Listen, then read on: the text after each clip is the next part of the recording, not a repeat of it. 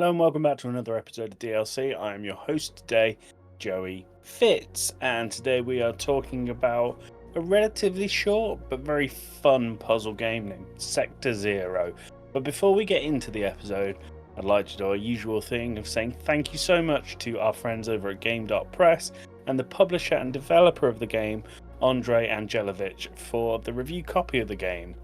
Couldn't do this without you. Let's get into the episode.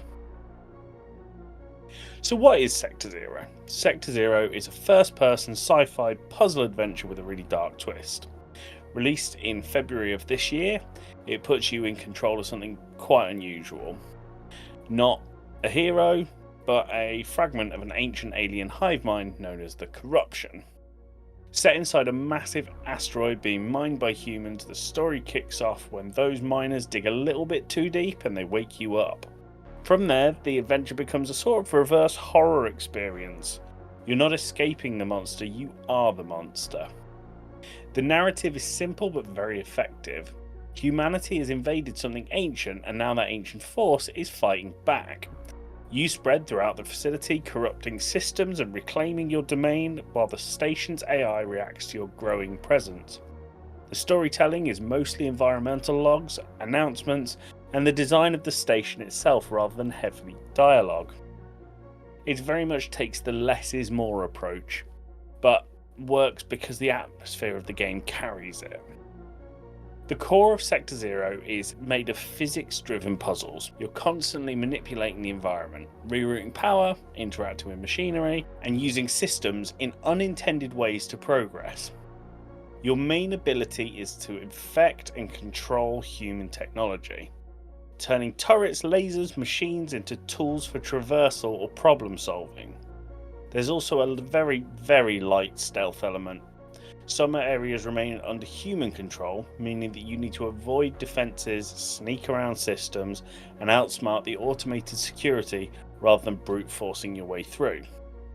The game is very intentionally short, and it took me around an hour for the main story, but I'm sure it could take you a bit longer with the secrets and achievements that there are available within this game. Now, one of the things that is so striking about Sector Zero is its distinct minimalist visual style. The game is mainly monochrome. It's got an industrial sci-fi aesthetic, and it's filled with cold metallic surfaces, stark lighting, and very heavy shadows. Rather than chasing realism, the game goes for a clean, stripped back look, which actually helps the gameplay quite a lot. It makes puzzle elements easy to read and keeps your focus on interaction rather than visual clutter around the map. The standout feature though is how your visuals evolve with your presence. As you spread, the station becomes to get visibly corrupt. Machinery twists, environments distort, and dark organic textures creep through this sterile human technology. The contrast between clinical man-made systems and alien invasive corruption is where the game really finds its identity. There's a subtle lo-fi sci-fi vibe. It's not retro, it's not cutting edge. It makes me feel that the game will look timeless and give it an experimental feel.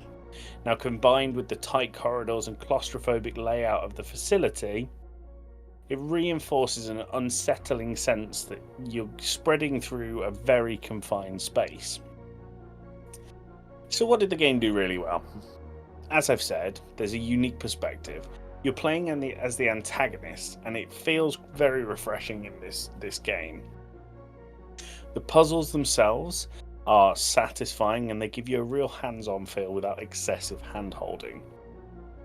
The atmosphere and the visual identity are excellent, and it's a small indie title, but it'll deliver a polished and memorable experience for its price point.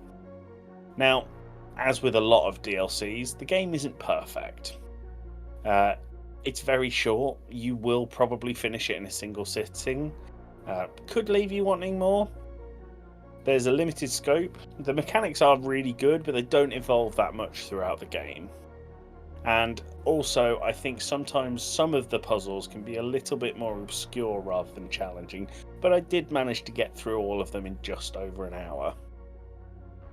So I think Sector Zero delivered a really tight, clever sci-fi puzzle experience that stands out because of its reverse horror concept and its very, very strong visual identity.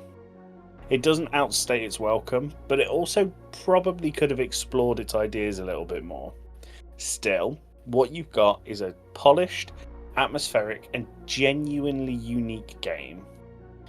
Think of it more as a bite-sized mix of Portal-style puzzles and Carrion-style role reversal.